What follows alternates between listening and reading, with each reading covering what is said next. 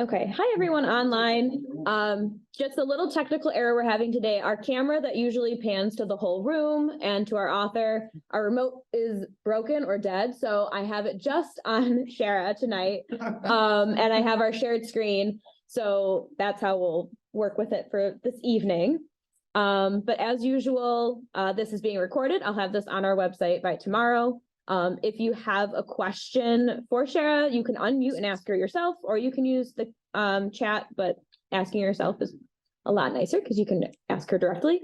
So yeah, I can turn it over to Mary. Thanks, Michaela. Hi, everyone. I know you can't see me, but I'm here. And if you don't know who I am, I'm Mary Kozub, the Director of Education here at the Birchfield Penny Arts Center. And we're just delighted to have Chera Thompson return again. Her first book. She was the first one canceled pre-COVID, but she's here in person. So her first book, the first time we featured Chera's work, it was with the book, A Time to Wander. It was a wonderful book, and this one is equally wonderful, and I'm just delighted that you're with us tonight, Chera. Okay. But first, I want to introduce Lori Sear, who you may or may not see. Lori is graciously offered to facilitate tonight's book club. So, Lori, I'm going to turn it over to you. Well, I want to welcome Chera. I really enjoyed the book, and that's one of the reasons I agreed to facilitate tonight's meeting. I had done a little bit of traveling to the area that Chera wrote about, and the minute I picked up the book, I really couldn't put it down, and I did tell her that. I think the wordsmith and the prose of a professional writer just really comes through. I have no talent in that area at all.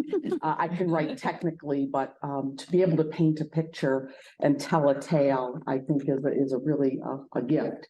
So I really welcome you here, and I'm happy that you're able to share the book with us. Thank you. I'm happy to be here. And so I want to thank you for the introduction and the Birchfield Penny Book Club for having me here again. And I'm really happy to see so many familiar faces and new ones there. So I feel comfortable and very excited to talk about the book. I also want to thank Lou Rera for doing the presentation slideshow, putting together the pictures and video that I have here. And also I've gotten a lot of compliments on the cover. And the cover, I think people who know me will know that's my hair, but that's about it. I want to mention Bronwyn Harris for posing for the cover, and Aki Balo for taking the time on a business trip in Budapest to shoot the photo. And then the photographs that you will see in my presentation the credit goes to Ned Miller and to Juan Luis. He was also instrumental in doing the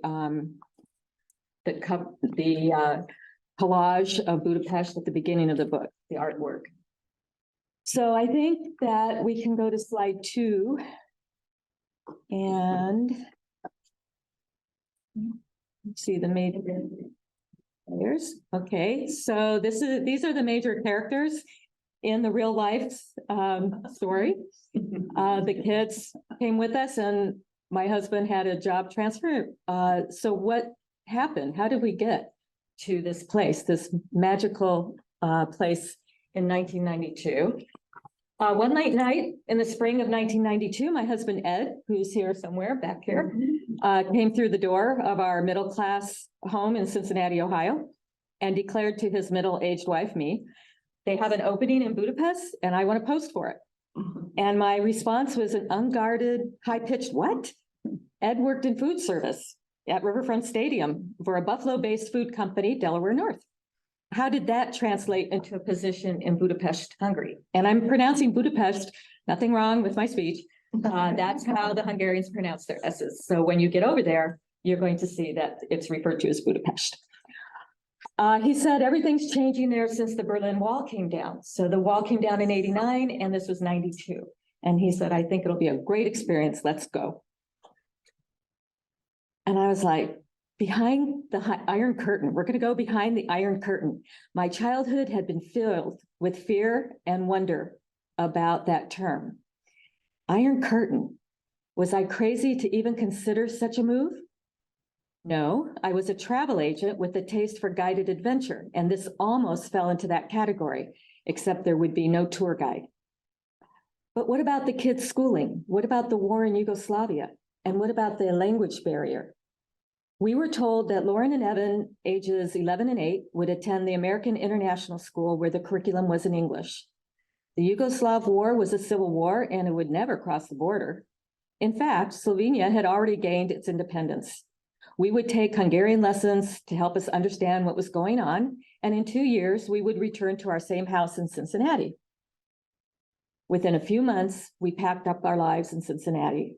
We said our goodbyes to the friends and family and moved 2 kids and a dog to a walk-up flat in what I learned was pronounced Budapest. The Danube divided the city into Buda and to Pest, and everyone was there. It seemed like all the Western nations had sent someone to that corner of the world. We were anxious to peer behind the wall that had kept us out for 50 years, eager to share our goods and technology, and hopeful to reap the rewards of being the first to tap a new resource. We lived in a 6-unit apartment building in an upscale Hungarian neighborhood on the Buda side of the river. Our children went to English-speaking American International School, where they met children from all over the world whose parents were contracted to do work in Hungary. We belonged to the American Club, where American holidays were celebrated and Hollywood videos were shown on Friday nights. I was a member of the International Women's Club, where cultural presentations and field trips and community engagements were offered. We took Hungarian lessons at the Berlitz Language School, and eventually I was hired to teach English with them. And this spawned my second career of teaching English to refugees in Buffalo. Ed's job was to upgrade the food service at the sports facilities, starting with the racetracks. He attracted a curious crowd when he installed refrigerated soft drink stands with real spigots. He worked alongside Australians who were programming computer systems for betting. There were engineers from Austria who were reconfiguring the country's electric stations, and a Norwegian company was introducing frozen fish into shops. And there was a Muscovite that was, well, we're not sure what he was doing.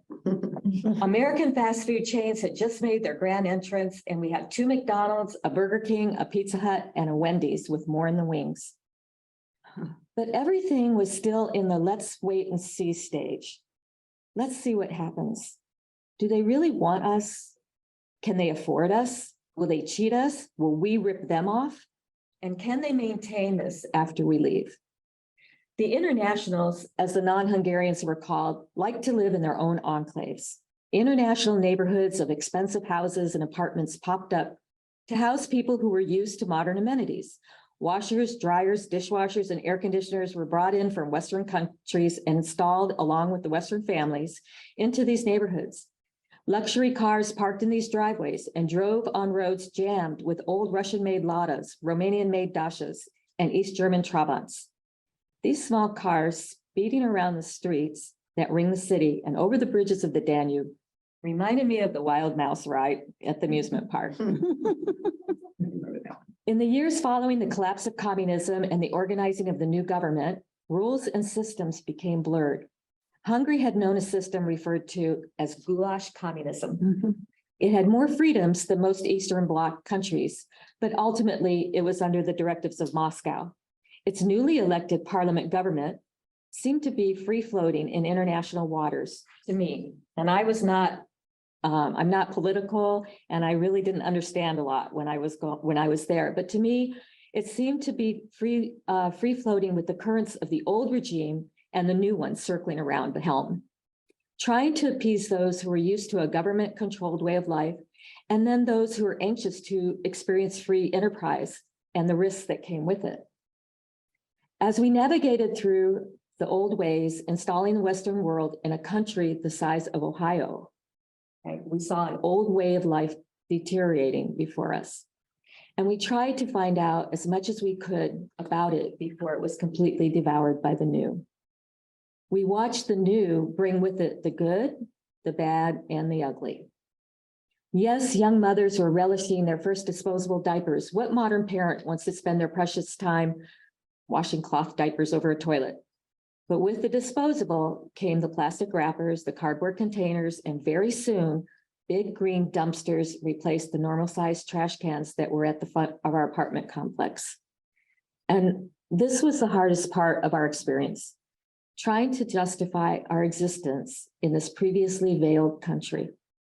Were we good do-gooders, helping the economy by bringing much desired Western goods and technical know-how to people who seemed to want it? Or were we scavengers trying to make a big buck in a new market? A little of each, I think. Within this context, our middle-class Midwestern American family settled into one of the most interesting climates of our time.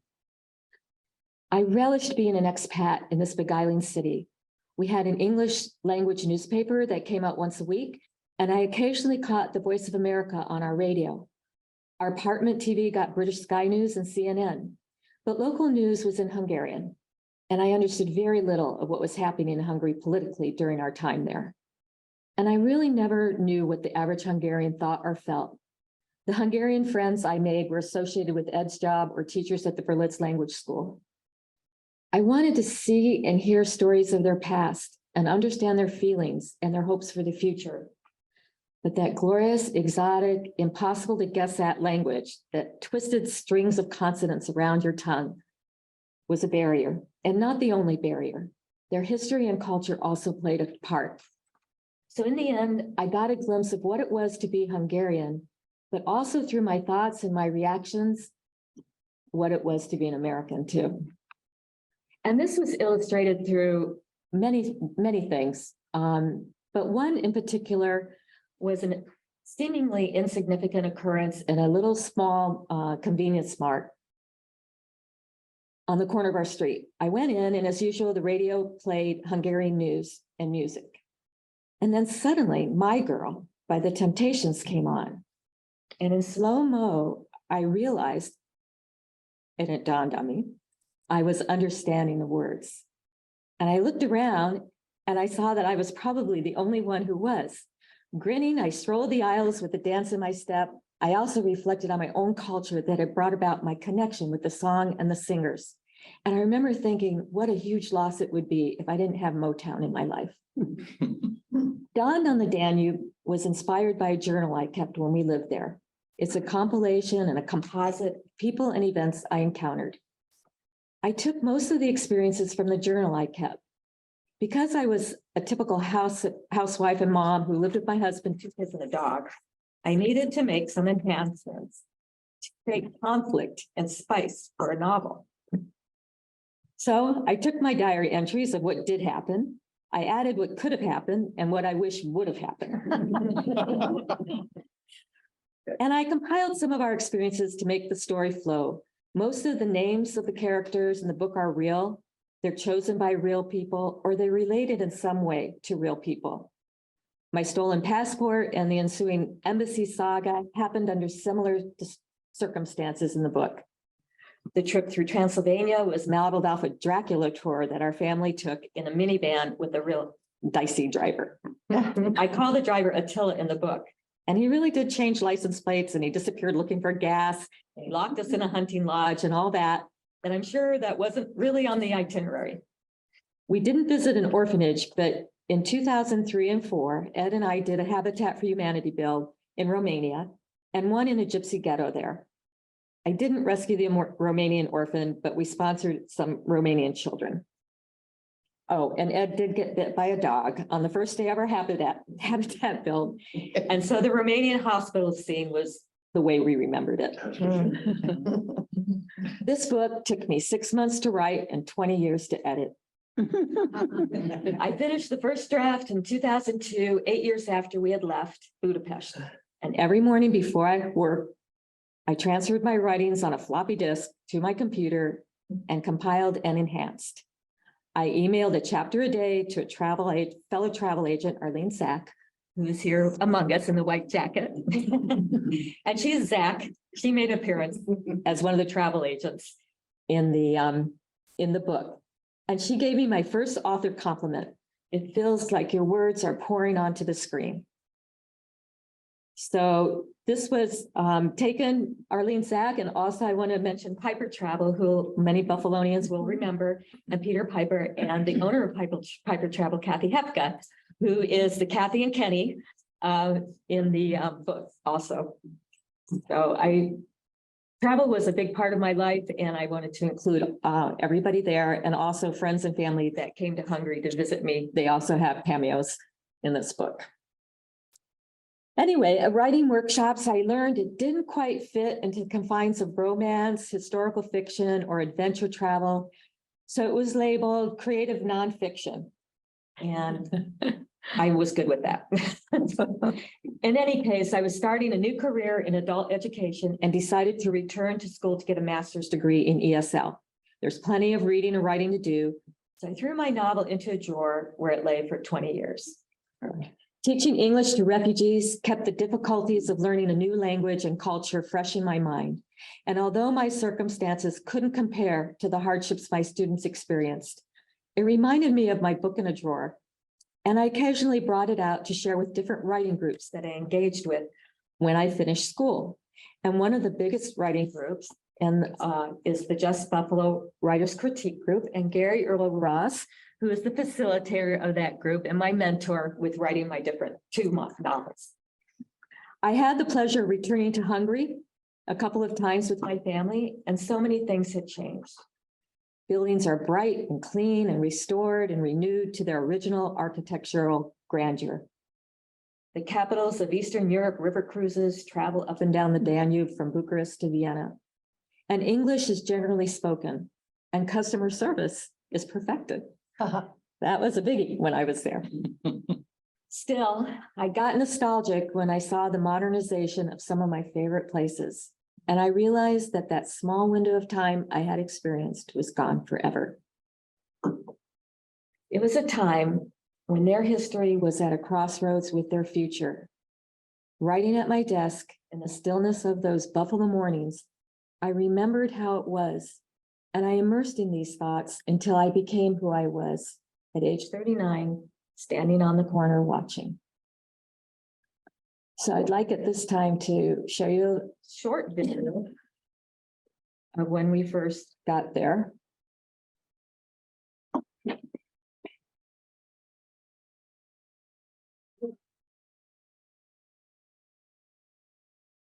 That is as loud as it gets, sorry.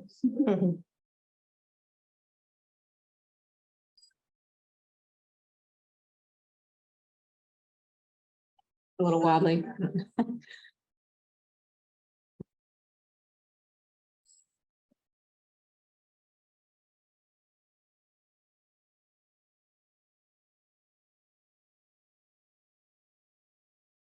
The chain bridge. Mhm.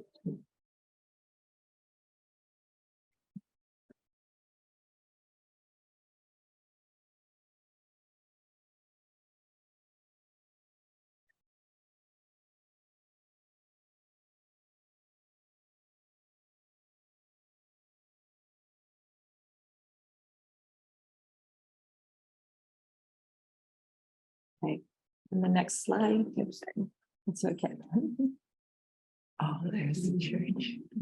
So now it's modern, and you can see, and it absolutely beautiful. And I used to work with the airlines, and the pilots all told me that their favorite place to fly into was Budapest. It's just stunning, especially at night.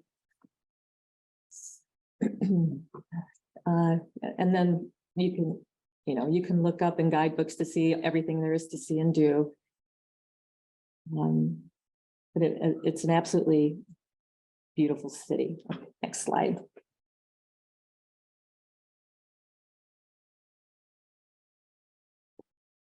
And there it is at night. So on either side, on the Buda side, they have the castle and the palace. The Pest side, that they have the Parliament building, which is what we saw. And the Gellert Hotel. And the Gellert is on the Buda side with the spa and all that. Yes. You can see, yeah, I think one more, yeah, or a couple more. More examples of architecture. And Budapest has always had exquisite museums and castles and opera houses and restaurants. And there's medieval villages outside of town. St. Andre is one of them, and are very easily accessible. by train, maybe 30 minutes, and you're in a whole different world from the city. And one of the things that they were doing, the Hilton Hotel kept some of the ruins that were around it, and they wanted to incorporate an architecture that would show the not only what their modern building, but some of the older buildings too. So they employed a lot of mirrors, and they built around some of the ruins there, older buildings. So now they have, this is an example of one of the communist statues, the worker parties.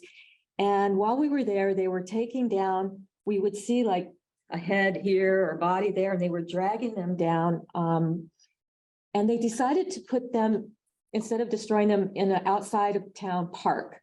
So this is the Memento Park, and they charge admission to get there, and they have plaques with the history of the different statues. So their history is preserved that way, but it's not in your face of time that they did not, were unhappy with. And so this is one way that people will not forget. And you can go, this is one of the things that I saw change was that they were dealing with their past, that the tours you can take now, you can take a hammer and sickle tour. And actually we did, my friend and I, and we got to go to one of the communist block apartments and drink some Palinka and take a ride in a Trabant and go out to the Memento Park. They also have a museum called the House of Terror, which is an interactive museum that's in a building that was a former Nazi headquarters for a short period of time. And it gives the observer an idea of what life was like with the Nazi and the Soviet eras. And they also pay tribute to the victims of that era. It's very informative, and you do get a sense they have different formations that they use to take you through the history, and you do get a sense of what it was like. Next one. Okay, yep, next one. Now, how would you like to sit and have lunch next to him every day? No, that's really intimidating. Yeah. And so, and they had these all over, and now they have replaced them with Hungarian philosophers and poets. They have all through the city monuments of that. Yeah. This was one of my favorite monuments, Lady Liberty. And she is holding, well, she's actually known as the Liberty statue. I called her Lady Liberty, and I wrote about her in my book. She's holding an olive branch or palm frond for peace. And I'm going to read a little bit about Charlene's experience. Charlene is the main character. And I'm going to read a little bit of when she sees this statue. Charlene, for those of you who haven't read the book, is a travel writer. Over the next few days, I put my notebook and camera in my purse and wrote what I saw. It only cost a couple of dollars to walk through the magnificent National Gallery and the Folk Art Museum. Even without English play cards, I was awestruck at Hungary's rich heritage and colorful traditions. I followed my guidebook to historical cafes, passing newly erected statues of poets, musicians, philosophers, and scientists who had walked these streets before the Nazis and the Soviets. As part of the Austro-Hungarian Empire, Hungary had been an old world cultural center, and they had the art and architecture to prove it.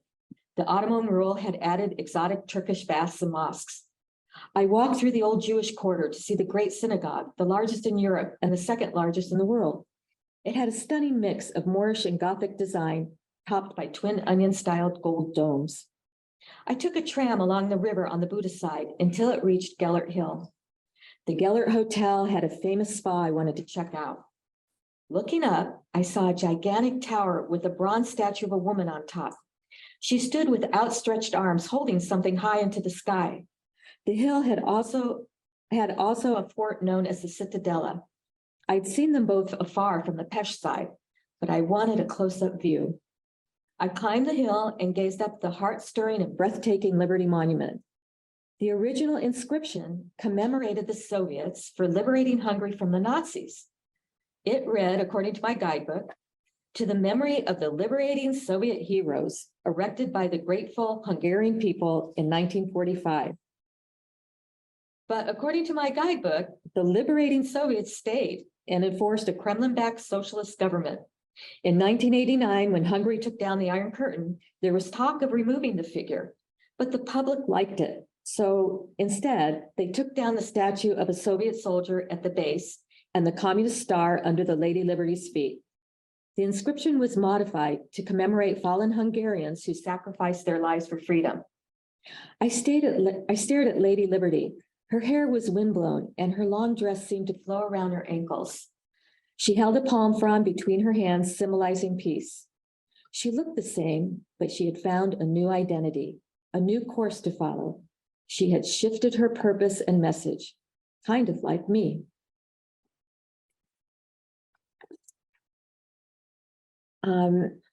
The other thing that travel writer and myself loved to frequent was the flea market.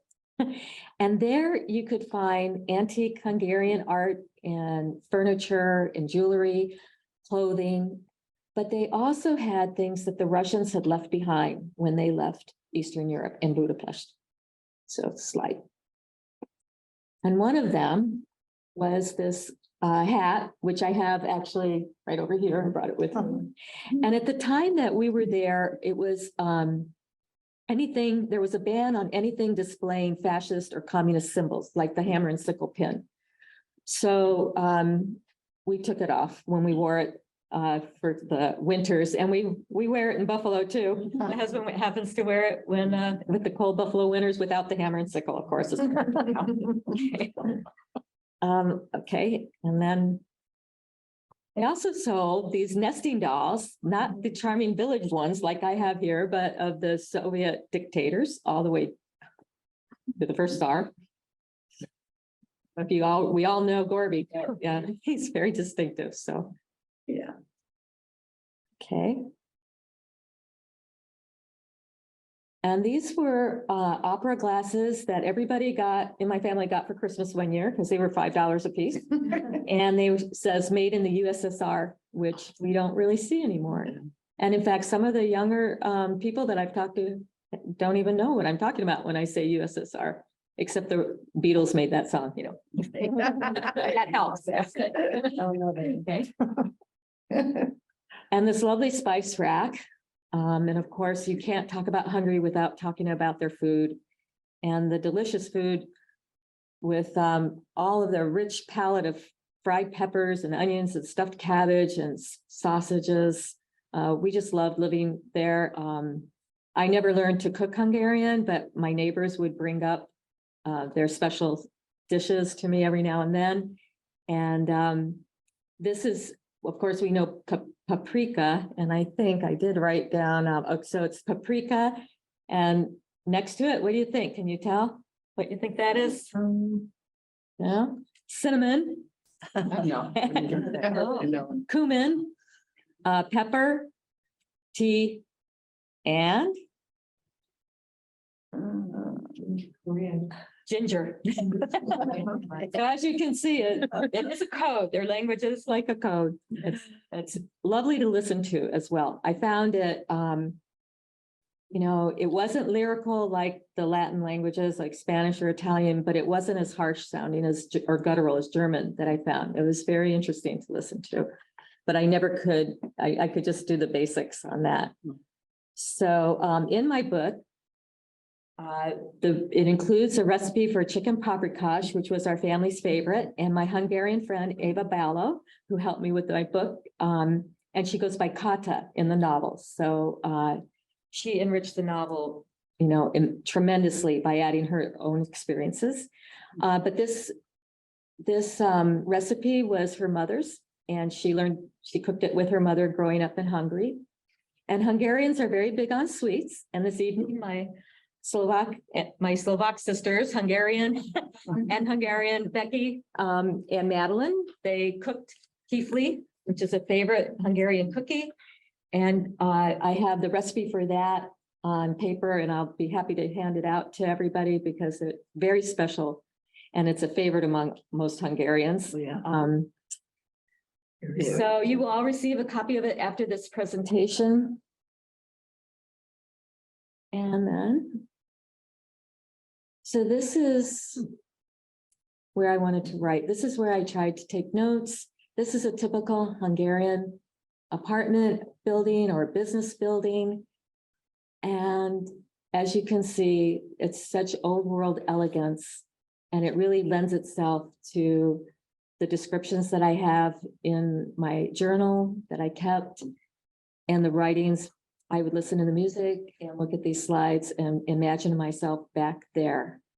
I became close friends with Eva Ballo that I mentioned when we both taught English at International Institute in Buffalo. We taught for the Buffalo Public Schools, and we were contracted with adult education for International Institute. And she invited me to stay with her in Budapest during the summer of 2008. I was able to add so many more details into my book with her at my side, and also translating and also just roaming Budapest, although it had changed considerably since then. Coincidentally, she and her family had emigrated to the US in the early 90s, around the same time our family had gone to Hungary. And we were able to share our experiences, which turned out to be remarkably similar. Through our conversations and comments from writing groups that I joined, a deeper, richer version of Dawn on the Danube emerged than the one I threw in the drawer all those years ago.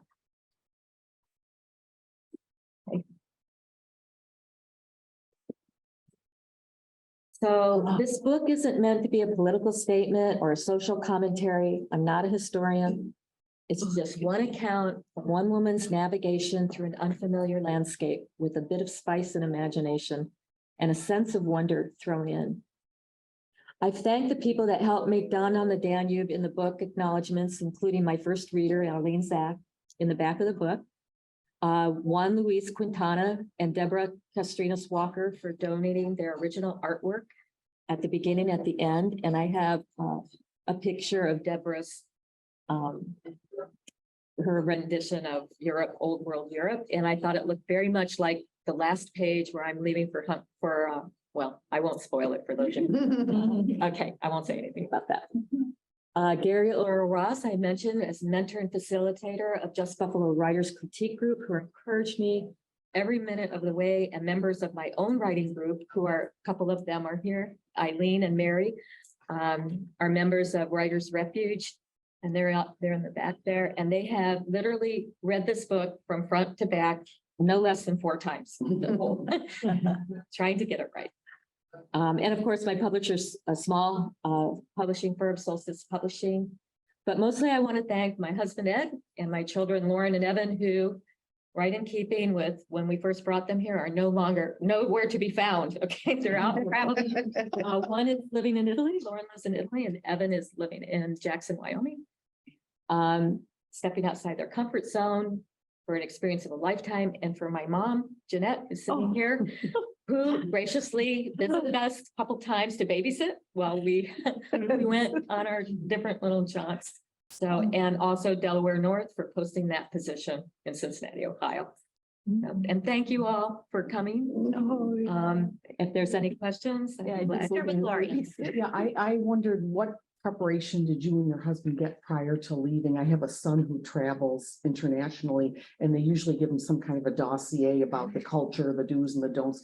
Did you get anything like that before you left? Not From really. Delaware North? Yeah, no, they actually, they concentrated more on the work ethic, or, you know, what he was going to have to do. For myself, I went to a bookstore and I got out, you know, all of like everything I could find on Hungary. In fact, the bookstore called me and said that somebody else was looking for something on Hungary, and I had bought up all the books, you know, so they directed them my way, and they were coming from, I think, P&G. P&G was sending people there. GE was sending people there. So it was, you know, as with Delaware North, they did, you know, Ed went early and he was able to, you know, try and work with the racetracks, find out what was going on with his particular job. And then we went and tried to work our way around Did you travel while you were there around Europe at all? It was easy to travel around Central Europe. You know, Vienna was a 3-hour train ride. My friends and I would go up, get in the morning, go up for lunch, stay the day, have dinner and come back. Mhm. You know, it was just amazing. And of course, Prague wasn't that far. We went to Romania a couple times and then one Christmas, my mom and my sister, Michaela, met us in London and we took the train through Paris, London. The kids really got a taste of it and consequently, like I said, they're gone. So, Yeah. left town. They have the wanderlust. They do. Yeah. Oh. I have a question about the characters in the book, Mhm. especially the Irish pilot. The Irish pilot. Come from, and I don't want to give the ending away, but it wasn't a typical ending. It was Right. a different ending. It's a different kind of ending. He's a composite of several people I've known or have run into, especially one in particular. So, yeah, he thinks it's him, but no, it's mostly him. My husband's Irish, comes from an Irish family, and I really did model it, a lot of it. I tried not to model the Irish accent because when we went to Ireland, he tried to do that and nobody, even the Irish, didn't understand. So, yeah, mostly, and of course, Connell, his Irish family is O'Connor and Conlon. So, you know, mainly that. The characters, the children, Francie was my daughter's confirmation name was Francis, and my son's confirmation name was Xavier. So I had to like maybe find out if Romania had a Xavier. They do. So that kind of thing. So I tried to have the characters, and as I said before, Ava picked Kata as her character's name.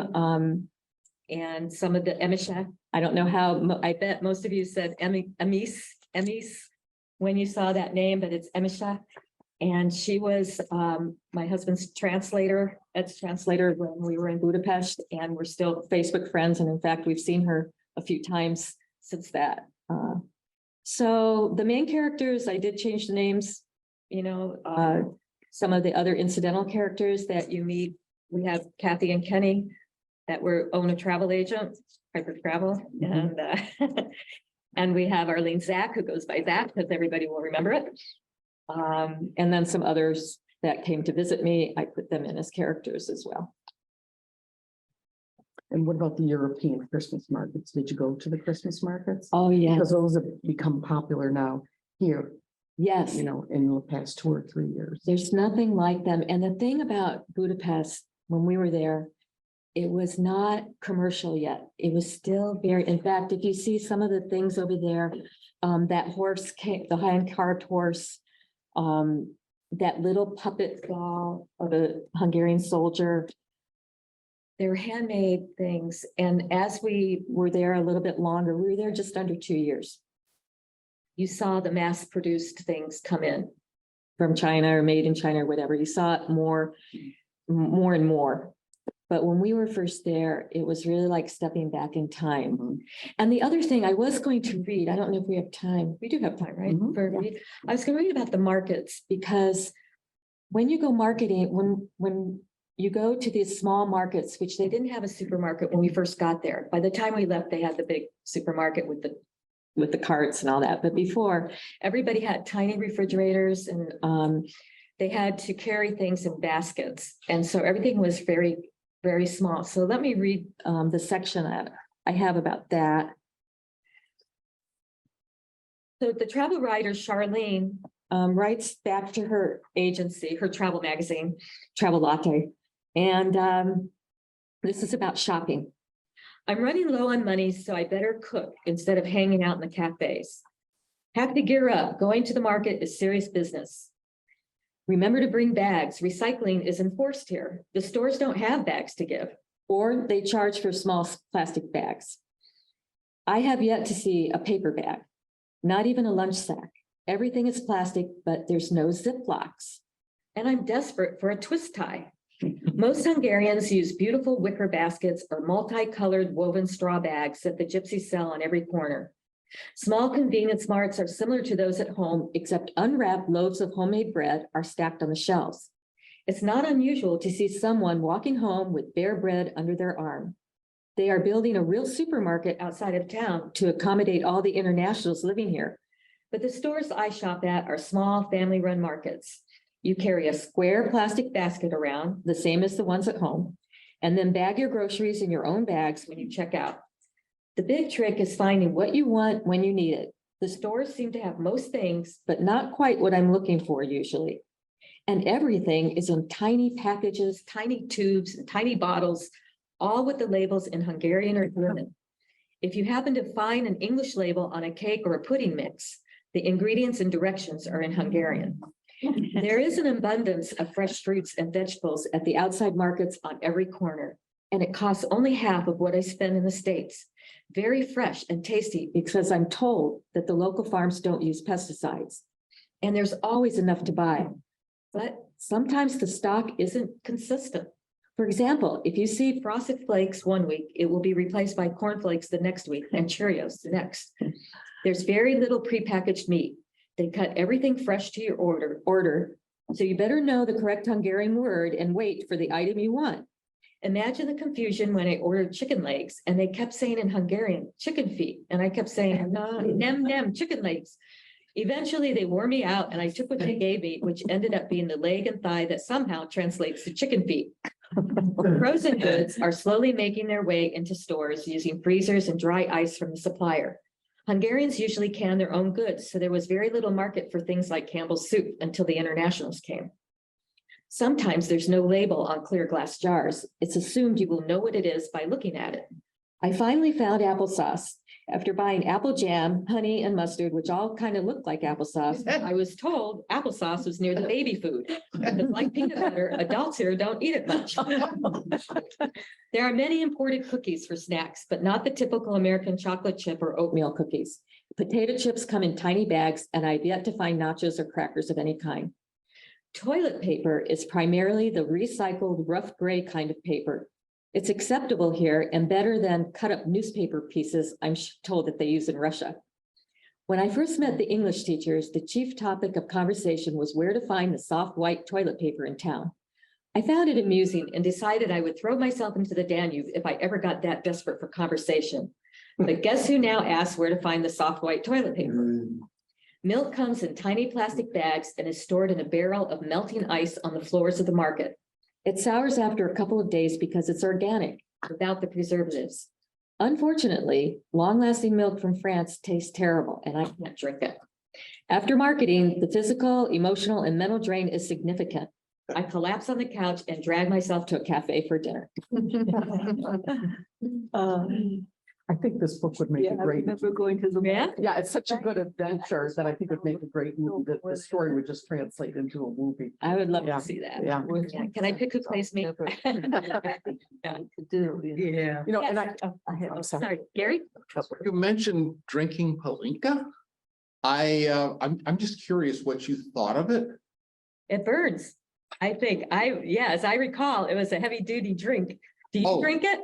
Tammy and I were there for a Danube cruise in 2018, and somebody said, Palinka, it'll put hair on your chest. I have hair on my chest. That put hair on my eyeball. Just awful. I had that much and thought, nope, life's too short.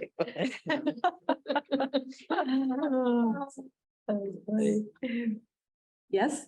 Hi, sometimes the title of a book can be an exciting challenge or hard to get to, or maybe a moment of clarity and you know the title. How did you come up with the title? Very good question. So I had Dawn on the Danube. It was without the ED. And it wasn't quite what I was looking for. And my writing group friends will know this because they were they knew I was just tormented. Dawn on the Danube sounded to me like a romance or something. And there was something deeper than that. So I was at a concert with a friend and we ran into this couple, who I didn't know. And told them that I was writing this new book, or I was done with writing. Actually, Becky, you were there. Yeah, that was Becky. And the boyfriend, who none of us knew, said, well, what is it about? Like, and I said, well, it's something, she's at the Danube and she's looking over at the river, she's looking over the bridge, and it dawned on her. And he goes, well, how about dawned on the Danube? And I was like, yes, that's exactly what it was. It's a little bit deeper, so that when you look at the title, it's not, something else is going on. Yeah. Actually, the last line of your book, when he asked that question, I thought that the very last line ties in to the beginning of the book. It just, I thought, boy, it starts and ends. I thought it was a great ending because it tied into the title with the very last line. Yeah, I don't know if I'll read it. I don't know if it gives away anything, but No, it's beautifully written. I don't think. oh, thank you. Yeah. Okay. But just this part here. Okay. Yeah.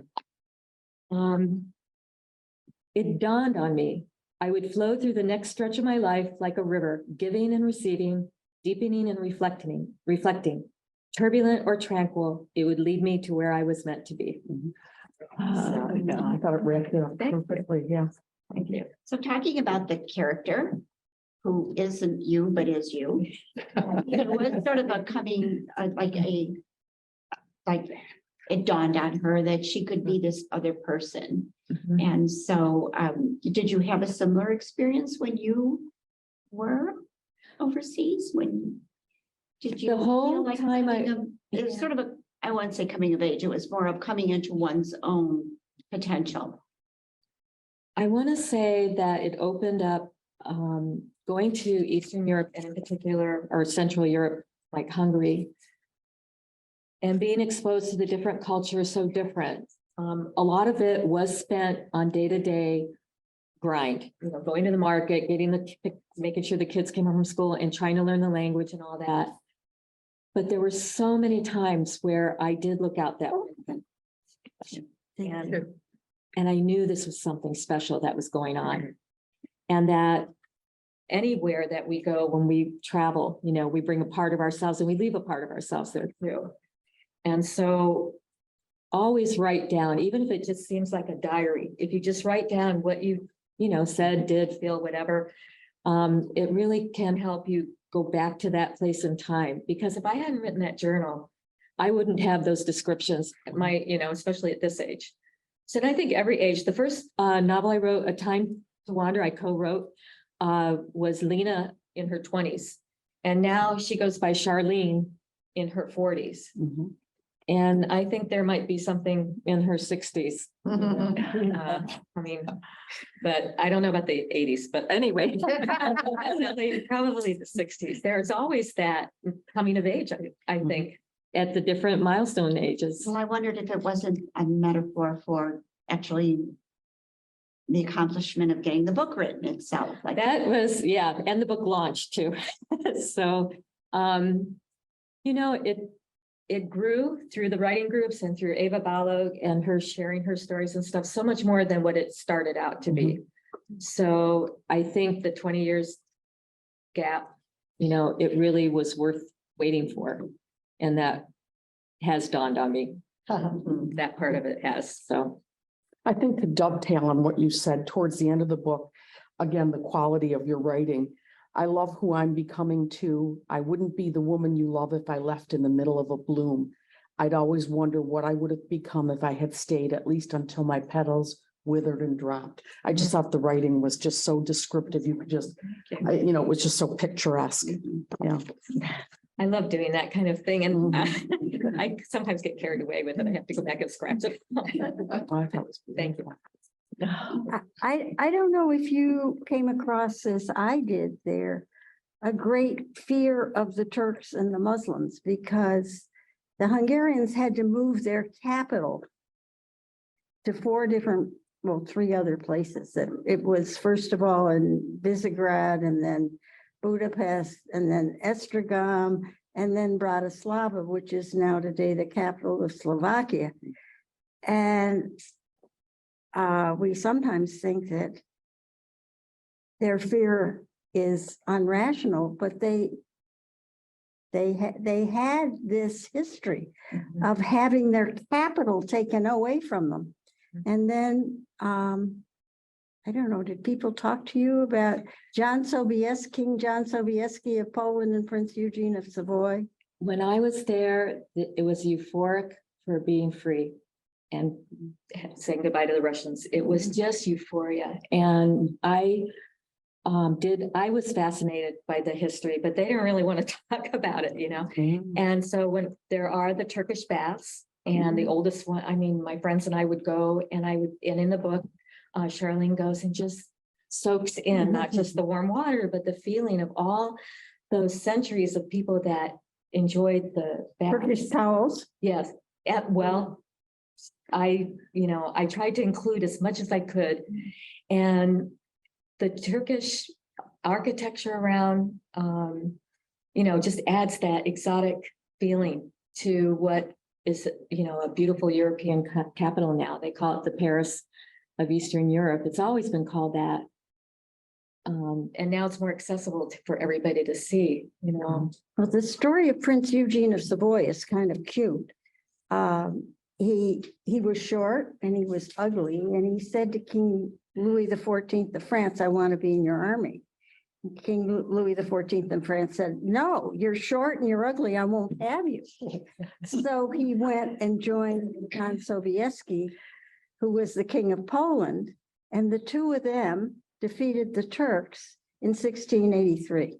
And the Turks left so fast that they left their coffee bags behind, and that's why you have the coffee houses. And then the bakers made croissant rolls. People think croissant came from France. They didn't. It was the Hungarian and the Viennese bakers who made croissant rolls because it was symbolically eating up the Turks. Oh, that's a good one. Yeah, no, I never heard that. Did they call it croissant? Red Cross. Well, they do, yeah. Good call. There's an interlude in the book where they go to Turkey. She's a And she describes what she sees there, which we actually went one year. We went to Turkey over Thanksgiving, of all things. Yeah, it was absolutely has changed my life. That I've been wanting to now live in Europe forever, but it really did change my life. And when I came back, I wanted to teach English to refugees. In fact, I volunteered, I think it was the Bosnian War when I started volunteering at International Institute.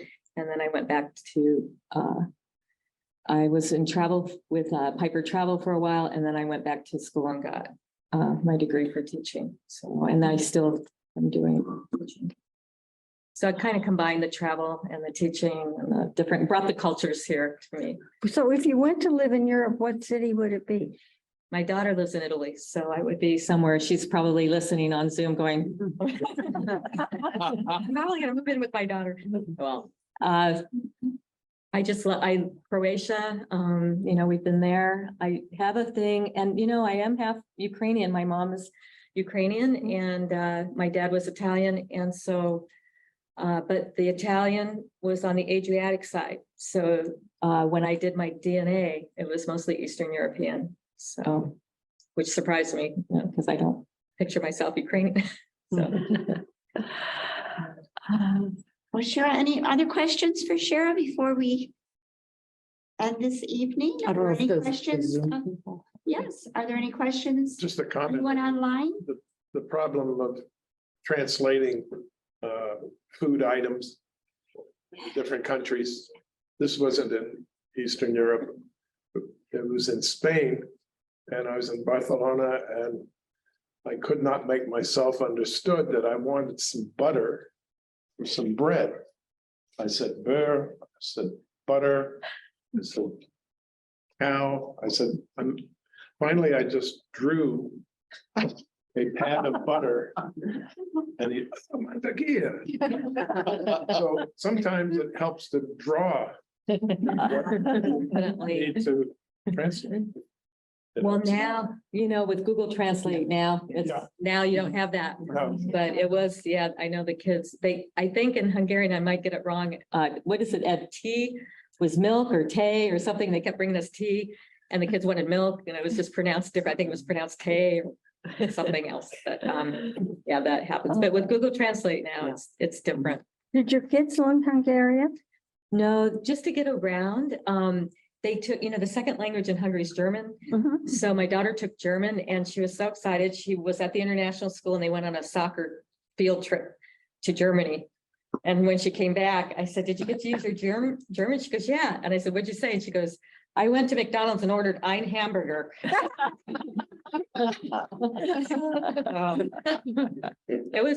They're now realizing how special it was. And all of the places that, the school, the migrant camp that I talk about in the book, that's American International School was up there in the cabins and pretty much the experiences occurred, most of them, some were enhanced. Oh, yeah. But definitely a city to put on your bucket list. Gosh, yes. Yep. Did years ago, was Hungary referred to as Germany years ago? Because my father always said, I'm Irish, my mother is, and my father always said he was German. But when he was on his deathbed, I brought a map and I said, Dad, where were your parents from? And he pointed to Hungary and it was like Budapest. And I went, that's Hungary. And he goes, yep, that's where they're from. He said they used to call it Germany years ago. Area. The Austro-Hungarian. Can anybody answer that? Yeah. Well, Austro-Hungarian? the upper class people in Hungary all spoke German.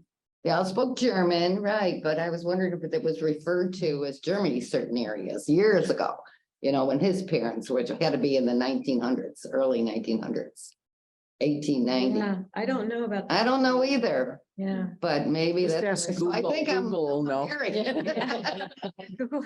I said, I'm It Hungarian. happens a lot. I mean, my mom's Yeah. Ukrainian, Go way back. and we just found out her dad had always said Polish. And then we found out that he was indeed, that part of Poland was in Ukraine at the time. Ukraine, Yeah. okay, so it had to be way back, I Yeah. think, too. Yeah, so now I'm very interested in going there.